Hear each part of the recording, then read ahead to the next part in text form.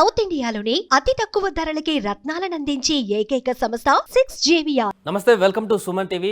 IPL 2024లో ఇప్పటికే half of the tournament అయిపోయింది. మ్యాచ్ నెంబర్ 34 ఈరోజు జరగబోతుంది. ఎల్ఎస్జీ వర్సెస్ సిఎస్కే లక్నో వేదికగా జరగబోతున్నటువంటి ఈ 34th మ్యాచ్ ఏ విధంగా ఉండబోతుంది, ఎవరు గెలిచేటువంటి అవకాశాలు ఉన్నాయి, ఈరోజు పర్ఫార్మెన్స్ ఏ రకంగా ఉండబోతుంది, ఇరు జట్లకు సంబంధించి మనం మాట్లాడదాం. మనతో పాటు చాణక్య ఉన్నాడు. హాయ్ చాణక్య. వరుసగా మ్యాచ్లన్నీ చూస్తున్న మంచి లాస్ట్ ఓవర్ వరకు రసపట్టుగా వెళుతున్నటువంటి మ్యాచ్లు అయితే కనపడుతున్నాయి. So match number 34 LSG versus CSK, ఇది వన్ సైడెడ్గా కాబోతుందా, ఇది కూడా లాస్ట్ బాల్ వరకు కూడా తెగ పంచాయతీగా కనపడకుండా కొనసాగుతుందా? ఐపీఎల్ మ్యాచెస్ చాలా ప్రిడిక్షన్ చెప్పలేకుండా అయిపోతుంది అనమాట. సో మనం ఒక టీం వైపు వెళ్ళిపోతూ ఉంటే ఇంకో టీం లాస్ట్లో సర్ప్రైజ్గా ఇచ్చి సో మన అంచనాలను మించి ఆడుతూ ఉన్నారు. సో మరి ఈ మ్యాచ్ విషయానికి వస్తే మాత్రం సో రెండు టీమ్స్ కూడా మంచి బలాబలాలు ఉన్నాయి. కాకపోతే ఎడ్జ్ ఎక్కువ చూసుకుంటే చెన్నై సూపర్ కింగ్స్కే ఉన్నాయి. మెయిన్గా చెన్నై సూపర్ కింగ్స్లో కేవలం మిడిల్ ఆర్డర్లో వచ్చే డారెన్ మిచెల్ తప్ప మిగతా వాళ్ళందరూ కూడా మంచి ఫామ్లోనే ఉన్నారు. సో అటు బౌలింగ్లోనూ ఇటు బ్యాటింగ్లోనూ ఎవరైనా కానీ వాళ్ళదైన రోజు మాత్రం ఖచ్చితంగా ఒక సూపర్ హీరో ఇన్నింగ్స్ అనేది కూడా ఆడుతూ ఉన్నారనమాట. శివన్ దూబే పాత్ర కూడా కీలకంగా మారుతుంది సిఎస్కేకి. ఇంకొకటి, శివన్ దూబేకి సంబంధించిన కొన్ని ట్రోల్స్ వస్తున్నాయి ఇప్పుడు. ఏంటంటే ఇంపాక్ట్ ప్లేయర్నిగా తీసుకోవడం వల్ల శివన్ దూబేకి అన్యాయం జరుగుతుంది అనేటువంటి ఒక చర్చ.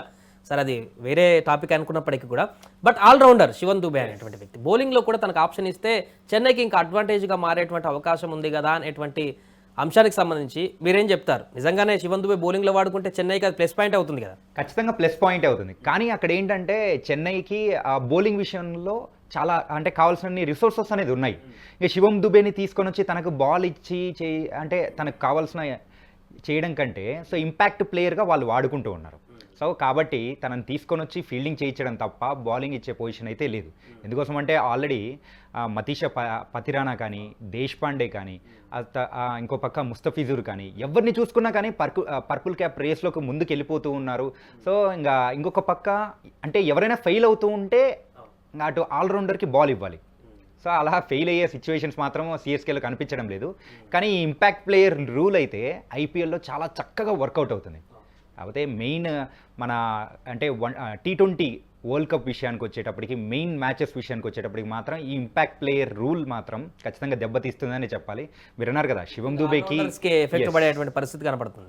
ఏంటంటే వాళ్ళ స్కిల్ బౌలింగ్ కూడా ఉపయోగించుకున్నారంటే అటు T20 వరల్డ్ కప్లలో కానీ శివం దూబే యొక్క స్కిల్ని ఉపయోగించుకున్నట్టు అవుతుంది. సో తను బౌలింగ్ వేయగలుగుతాడా లేదా అనేది కూడా మనం ఆలోచించవచ్చు. అటు సెలెక్టర్స్ కూడా ఆలోచిస్తారు.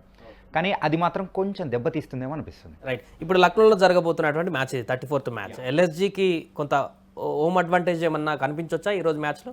ఖచ్చితంగా అడ్వాంటేజ్ ఉంటుంది, హోమ్ టీమ్ అడ్వాంటేజ్. సో కానీ ఇక్కడ ఈరోజు మనం జరుగుతున్న మ్యాచ్ అయితే ఏక్నాథ్ స్టేడియం. సో మరి ఆ స్టేడియం గురించి మనం ప్రత్యేకంగా చెప్పుకోవాలంటే చాలా పెద్ద స్టేడియం. ఆ బౌండరీస్ అనేది కూడా చాలా లాంగ్గా ఉంటాయి. సిక్సర్స్ కొట్టడం కానీ చాలా కష్టం. అండ్ ఇక్కడ యావరేజ్ స్కోర్ అనేది 156గా ఉంది కాబట్టి అంటే భారీ స్కోర్లు సాధించడం ఇంపాసిబుల్. అండ్ ఇంకొక విషయం చెప్పుకోవాలి, ఇప్పటి వరకు ఈ స్టేడియంలో ఒక్క 200+ స్కోర్ అనేది కూడా చేయలేదు. So bowling friendly ground. కానీ ఇక్కడ ఏంటంటే ఎవరైతే ఫస్ట్ బ్యాటింగ్ చేస్తారో వాళ్ళకి మాత్రం ఖచ్చితంగా ఎడ్జ్ ఉంటుంది. ఇప్పటివరకు ఆడిన 11 ఐపీఎల్ మ్యాచెస్లో ఎవరైతే 6 మ్యాచెస్ ఫస్ట్ బ్యాటింగ్ చేసిన వాళ్ళకే సో విజయాన్ని సొంతం చేసుకున్నారు. కాబట్టి టాస్ గెలిచిన వాళ్ళు ఖచ్చితంగా బ్యాటింగే తీసుకుంటారు. కానీ ఎవరు ఎక్స్పెక్ట్ చేయని విధంగా లాస్ట్ మ్యాచ్లో మాత్రం డీసీ సెకండ్ బ్యాటింగ్ చేసి విజయాన్ని సొంతం చేసుకున్నారు. సో అక్కడ డ్యూ ఫ్యాక్టర్ అనేది కొంచెం అనుకూలంగా మారడంతో డీసీ గెలిచింది. సో అలాగే ఎల్ఎస్జీ బ్యాటింగ్ ఆర్డర్కి కనుక చూసినట్లయితే ఒక డికాక్ కూడా ఎప్పుడో ఒకసారి ఆడుతున్నాడు. రాహుల్ కొంత స్ట్రైక్ రేట్ తక్కువ మెయింటైన్ చేస్తూ ఇబ్బంది పడుతున్నట్టు కనపడుతుంది. పూరాను కూడా ఎప్పుడో ఒకసారి హిట్ చేసినప్పుడు మాత్రం గెలుస్తుంది, హిట్ చేయనప్పుడు కొంత ఇబ్బందులకు మారేటువంటి పరిస్థితి. ఎల్ఎస్జీ బ్యాటింగ్ లైనప్ ఏ విధంగా ఉంది? వాళ్ళు ఎందుకు ఇంకా సెట్ అయినట్టు కనిపించట్లేదు? ఎల్ఎస్జీ ఎక్కడ పొరపాటు జరుగుతుందంట?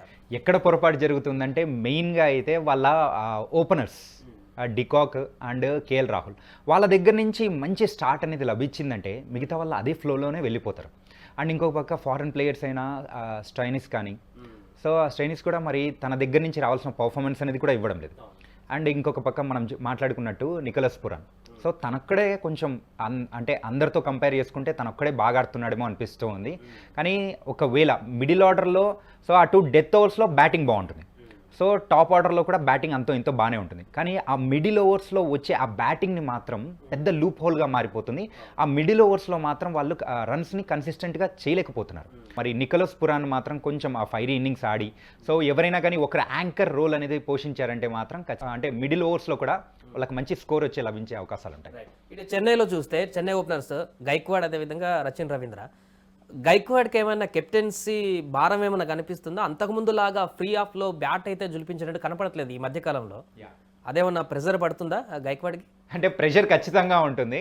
సో అయినా కానీ తన వెనకల సో మేరా పీచే కోనే మాలూమ్ ధోని, సో ఆ టెన్షన్ కానీ తన దగ్గర లేదనమాట. సో ఎప్పుడైనా కానీ ఏదైనా కానీ సలహా కావాలనుకున్నా కానీ ఫీల్డింగ్ సెట్టింగ్లలో కానీ కావాలంటే ఖచ్చితంగా ధోని ఎప్పుడూ ఉంటాడు. కాబట్టి ఆ ప్రెషర్ అనేది వేరే వాళ్ళతో కంపేర్ చేసుకుంటే తన దగ్గర తక్కువే ఉంది. అయినా కానీ చక్కగా ఆడుతున్నాడు. అండ్ లాస్ట్ మ్యాచ్లో కూడా చూసాం సుమారు హాఫ్ సెంచరీ అనేది కూడా చేసి ముందుకెళ్ళాడు. కానీ ఓపెనర్గా రాలేదు, ఆ 1 డౌన్లో వచ్చి కానీ తన దగ్గర నుంచి మాత్రం మంచి పర్ఫార్మెన్సే వచ్చింది. సో ఒక కెప్టెన్ దగ్గర నుంచి ఎలాంటి పర్ఫార్మెన్స్ అయితే కావాలని టీం ఎక్స్పెక్ట్ చేస్తుందో అలాంటి పర్ఫార్మెన్స్ రుతురాజ్ గైక్వాడ్ నుంచి కూడా వస్తుంది. సో ఎంత ఎక్స్పెక్ట్ చేయొచ్చు ఈరోజు స్కోర్ ఎవరు బ్యాటింగ్ చేసినా కూడా? సాయ్ మనం ముందే మాట్లాడుకున్నాం కదా. సో ఈ ఏక్నాథ్ స్టేడియంలో అయితే భారీ స్కోర్స్ రావడం కొంచెం కష్టమే. అయినా కానీ ఎవరైతే 160+ చేశారంటే మాత్రం ఖచ్చితంగా ఇది ఒక మంచి స్కోర్ అవుతుంది. సో సెకండ్ ఇన్నింగ్స్లో వచ్చాలో ఒక డ్యూ ఫ్యాక్టర్ ఒకవేళ అంటే ఉందంటే మాత్రం సో ఫస్ట్ అంటే ఎవరైతే ఫీల్డింగ్ చేస్తుంటారో సెకండ్ ఇన్నింగ్స్లో వాళ్ళకి మాత్రం ఖచ్చితంగా దెబ్బ పడే అవకాశం ఉంటుంది. ఒకవేళ డ్యూ ఫ్యాక్టర్ లేదంటే మాత్రం ఖచ్చితంగా ఫస్ట్ బ్యాటింగ్ చేసిన వాళ్ళే విజయాన్ని సొంతం చేసుకుంటారు. అండ్ ఇక్కడ మెయిన్గా bowling pitch, so bowling friendly pitch కాబట్టి సో బౌలర్స్ ఖచ్చితంగా కీలకంగా మారబోతున్నారు. మెయిన్గా అయితే ఇక్కడ చెన్నైలో అయితే మతీష పతిరానా, సో తన గురించి మనం ప్రత్యేకంగా చెప్పుకోవాలి. అంటే చాలా మ్యాచెస్ వరకు తనను గెలిపించేస్తున్నారు. సో అసలు చెన్నై టీంలో పతిరానా ఉన్నాడంటే గెలుపు వాళ్ళదే అన్నట్టు ఫిక్స్ అయిపోయేటట్టు కూడా అందరు డిసైడ్ అయిపోతున్నారు. అలా కీ రోల్ అనేది కూడా పోషిస్తున్నాడు. ఈరోజు మ్యాచ్లో సిఎస్కే ఎల్ఎస్జి ఏది గెలిచేటువంటి అవకాశం ఉంది మీ ఒపీనియన్ ఏంటి? నా ఒపీనియన్ అయితే ఆబ్వియస్లీ ఒక సిఎస్కే ఫ్యాన్గా అయితే సిఎస్కేకే చెప్పాలనిపిస్తుంది. కానీ అటు ఎల్ఎస్జి కూడా ఒక డూ ఆర్ డై మ్యాచ్ లాంటిది అనమాట. సో వాళ్ళ దగ్గర కూడా 6 పాయింట్స్ అనేది కూడా ఉంది. ఒకవేళ ఈ మ్యాచ్ కనుక ఓడిపోయారంటే ఆ ప్లే ఆఫ్స్కి వెళ్ళే ఛాన్సెస్ అనేది కూడా కొంచెం తగ్గుతూ వచ్చే అవకాశాలు ఉంటాయి. కాబట్టి సో ఆ మిడిల్ ఆర్డర్లో ఉన్న నికోలస్ పురాన్ కానీ సో వాళ్ళ బౌలింగ్లో కానీ సో ఇక్కడ ఎక్కువ స్పిన్నర్స్ని మెయిన్గా కీ రోల్ పోషిస్తారు. అండ్ స్లో డెలివరీస్ అనేది కూడా సో కొంచెం కీ రోల్ పోషిస్తాయి. కాబట్టి సో బౌలర్స్ కొంచెం కన్సిస్టెంట్గా చేశారంటే సిఎస్కేని కట్టడి చేయడం అంత పెద్ద విషయం ఏం కాదు. సో ఎవరో ఒకరు సక్సెస్ అవ్వాలి బౌలింగ్లో మాత్రం.